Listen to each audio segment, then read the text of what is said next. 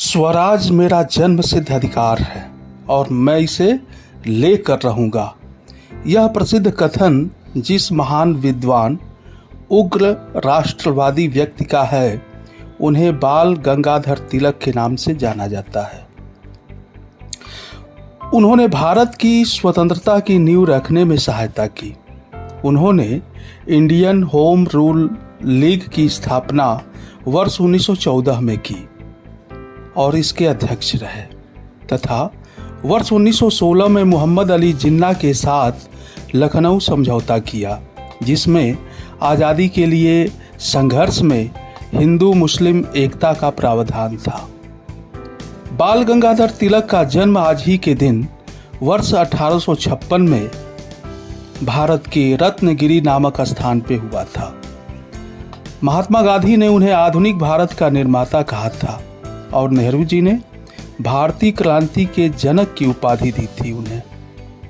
तिलक को सबसे ज़्यादा लोकमान्य की उपाधि से पहचाना जाता है और यह भारतीय स्वतंत्रता संग्राम में उनके योगदान को सबसे अच्छी तरह से दर्शाता है। उनकी प्रसिद्ध घोषणा स्वराज मेरा जन्म सिद्ध अधिकार है और मैं इसे लेकर रहूंगा ने भारत के स्वतंत्रता संग्राम के दौरान भावी क्रांतिकारियों के लिए प्रेरणा का काम किया था। तुम्हारा नाम क्या है? मेरा नाम आज़ाद है। तुम्हारे पिता का क्या नाम है?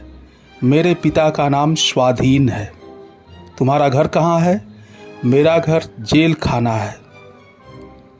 यह प्रश्नोत्तर हो रहा था मजिस्ट्रेट मिस्टर खरेघाट और एक 14 साल के बच्चे के बीच।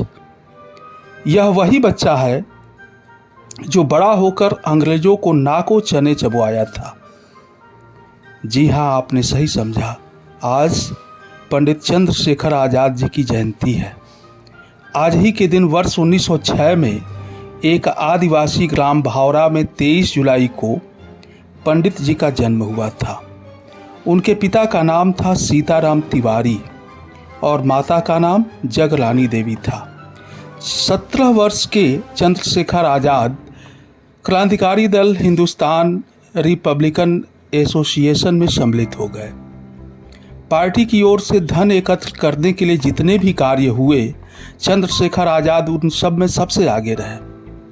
सैंडर्स वध, सेंट्रल असेंबली में भगत सिंह द्वारा बम फेंकना, वाइसराय को ट्रेन बम से उड़ाने की चेष्टा, सबके नेता वही थे।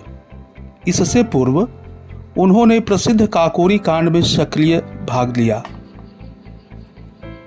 और पुलिस की आंखों में धूल झोंक कर फरार हो गए। चंद्रशेखर आज़ाद ने साहस की एक नई कहानी लिखी।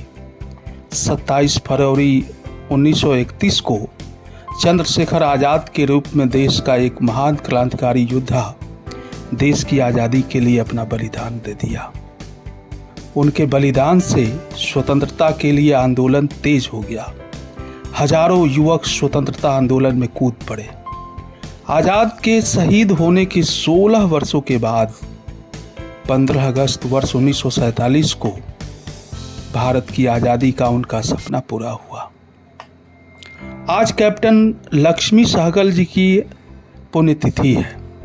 आज ही के दिन वर्ष 2012 में कानपुर में दिल का दौरा पड़ने से उनका निधन हो गया था। वह महान स्वतंत्रता सेनानी, आज़ाद हिंद फौज की अधिकारी थीं। वे आज़ाद हिंद फौज हिंद सरकार में महिला मामलों की मंत्री थीं।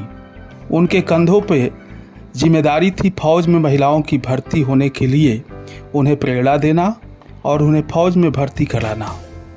लक्ष्मी सहगल ने इस जिम्मेदारी को बखूबी अंजाम तक पहुंचाया। जिस जमाने में औरतों का घर से निकलना भी जुर्म समझा जाता था, उस समय उन्होंने 500 महिलाओं की एक फौज तैयार की थी, जो एशिया में अपने तरह की पहली विंग थी। आज है राष्ट्रीय प्रसारण दिवस। आज ही के दिन वर्ष 1927 में इंडियन प्रसारण कंपनी ने बम्बई स्टेशन से रेडियो प्रसारण शुरू किया था।